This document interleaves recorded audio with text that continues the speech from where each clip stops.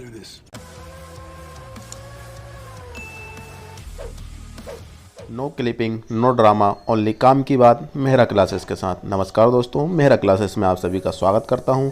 अभी तक आपने मेरे चैनल को सब्सक्राइब नहीं किया है तो प्लीज़ सब्सक्राइब ज़रूर कर लीजिएगा, और जो मेरे चैनल को पहले सब्सक्राइब कर चुके हैं वह मेरी वीडियो को ज़्यादा से ज़्यादा शेयर करना, ताकि ये इन्फॉर्मेशन सभी तक पहुँच सके। दोस्तों, आज जो नोटिफिकेशन मैं आपके सामने मेहरा क्लासेस के माध्यम से लेकर आया हूँ वह notification airports authority of India, जी हाँ, एयरपोर्ट अथॉरिटी ऑफ इंडिया से आया है। भारतीय भारत पतन प्राधिकरण। इसमें manager junior executive recruitment 2020 online form आ चुका है। इसकी एप्लीकेशन बिगिन डेट 15 दिसंबर 2020 से लेके 14 जनवरी 2021 तक इसके फॉर्म भराने वाले हैं। और इसमें हम कुल पद की बात करते हैं तो इसमें 368 पद है। एयरपोर्ट अथॉरिटी ऑफ इंडिया में जॉब करने का आपके लिए ये सुनहरा अवसर है दोस्तों, और इस वीडियो को माध्यम से इसकी पूरी जानकारी मैं आपको देने वाला हूं। तो चलते हैं इसके ऑफिशियल नोटिफिकेशन पर। बने रहिए मेरा क्लासेस पर। टाइम वेस्ट ना करते हुए हम वीडियो को स्टार्ट करते हैं। दोस्तों, हम आ चुके हैं एयरपोर्ट अथॉरिटी ऑफ इंडिया के ऑफिशियल वेबसाइट पर, ऑफिशियल नोटिफिकेशन पर। भारतीय विमानपत्तन प्राधिकरण अनुसूची एमिनिस श्रेणी 1 सार्वजनिक क्षेत्र का उद्यम। Airport authority of India recruitment of manager and junior executive in various disciplines. दोस्तों, ये नोटिफिकेशन आ चुका है रिक्रूटमेंट ऑफ मैनेजर्स का, जूनियर एग्जीक्यूटिव का। ये रिक्वायरमेंट आ चुका है एयरपोर्ट अथॉरिटी ऑफ इंडिया से। जी हाँ, इसमें पोस्ट नेम ऑफ पोस्ट दिया है मैनेजर फायर सर्विस। इसमें मिनिमम क्वालिफिकेशन कितनी होनी चाहिए आपकी?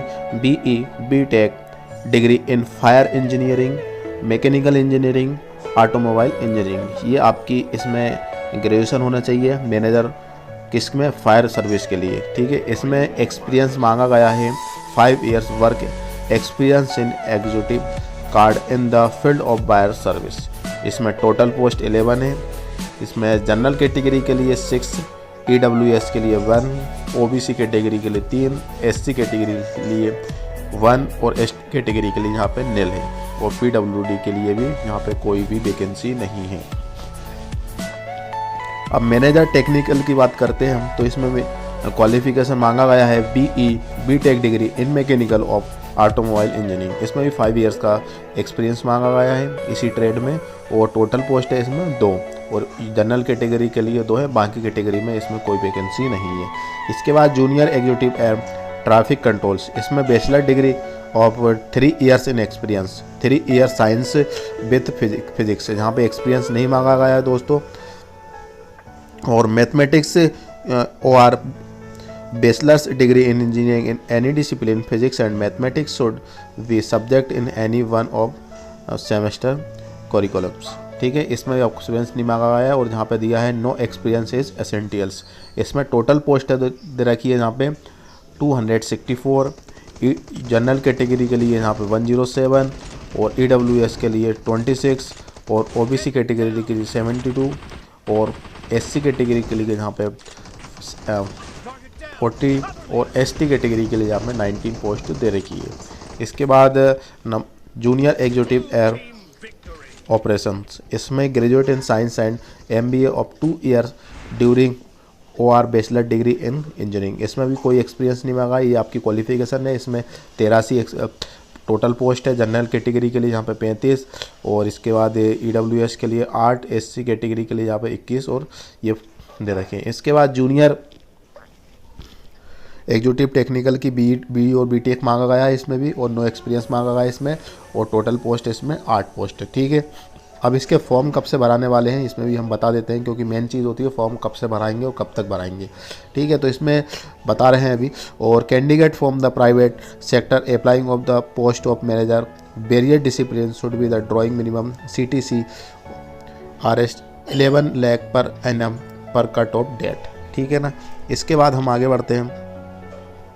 Post identify suitable for persons with disability PWD। इसमें PWD और डिसेबिलिटी के लिए भी पोस्ट है दोस्तों यहाँ पे, जैसे कि यहाँ पे deep and hard of hearing, जो कोई सुन नहीं सकता, और कम दिखाई देता है ना, कम सुनाई देता है, कम दिखाई देता है, हैंडीकैप्ड के लिए, जहाँ भी इसमें भी आप अप्लाई कर सकते हैं। यहाँ पे दिया है यहाँ पे कि आप डिसेबिलिटी PWD। ओके, देन हम आगे बढ़ते हैं इसके लिए।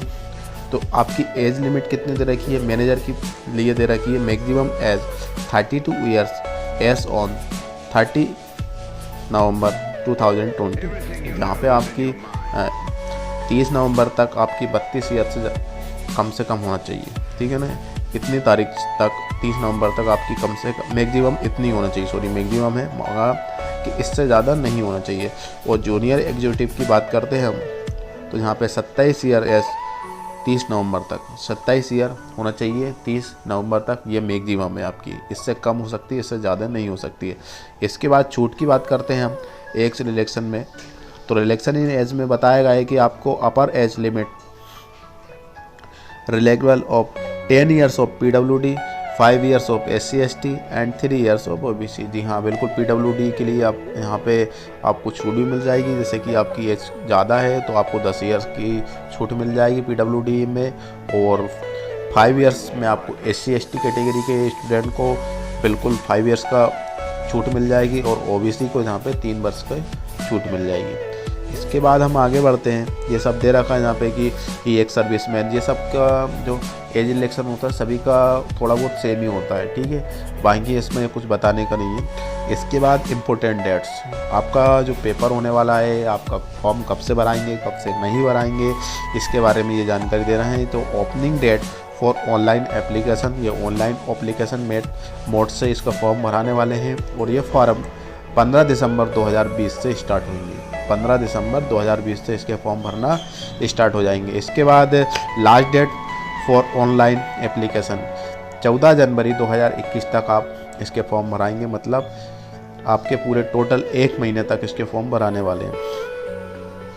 और डेट ऑफ ऑनलाइन एग्जामिनेशन, ठीक है ना, आपके जो ऑनलाइन एग्जामिनेशन होंगे वो आपको www.ai.aero पर आपको मिल जाएगा। अभी यहाँ पर नोटिफिकेशन जारी नहीं हुआ है कि आपका एग्ज़ाम यहाँ हो सकता है, क्योंकि अभी कोरोना चल रहा है, कोरोना के टाइम हो सकता है कि एग्ज़ाम डिले हो सकता है, तो अभी इसका कोई नहीं है। अब इसकी पे स्केल की बात करें तो पे स्केल आपको मैनेजर के लिए यहाँ पे दे रखा है 60,000 to 30%, 18,000 तक आपको पे स्केल मिलने वाला है। जूनियर एग्जीक्यूटिव में आपको 40,000 से लेकर 33% 14,000 तक आपको ये सैलरी पे स्केल में मिलेगी आपको, ठीक है। इसके बाद हम आगे बढ़ते हैं इम्पोर्टेंट इंस्ट्रक्शन क्या दिया जा रहा है यहाँ पे, और इसमें छूट अच्छी मिलने वाली है दोस्तों। और इसके बाद फैसिलिटीज़ अच्छी मिलती है एयरपोर्ट में।